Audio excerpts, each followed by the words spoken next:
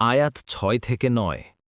ইয়াকুলু আহলাকতু মালাল লুবাদান, সে বলে, আমি প্রচুর অর্থ নিঃশেষ করেছি। তাফসির ১ নং ফুটনোটের বিবরণ। বলা হয়েছে সে বলে আমি প্রচুর ধন সম্পদ উড়িয়ে দিয়েছে।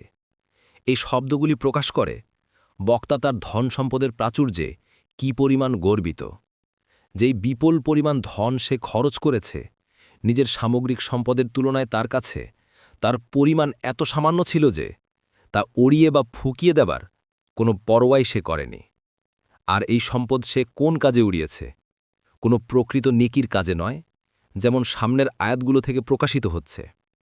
বরং এই সম্পদ সে উড়িয়েছে নিজের ধনাঢ্যতার প্রদর্শনী এবং নিজের অহংকার ও শ্রেষ্ঠত্ব প্রকাশের জন্য। আয়াত ৭।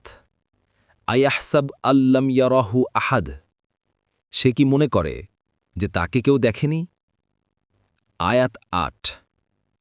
আলাম নাজআল লাহু আইনাইন, আমরা কি সৃষ্টি করিনি তার জন্য দু চোখ? আয়াত ৯। ওয়ালিসানা ওয়া শাফাতাইন, আর জিহ্বা ও দুই ঠোঁট।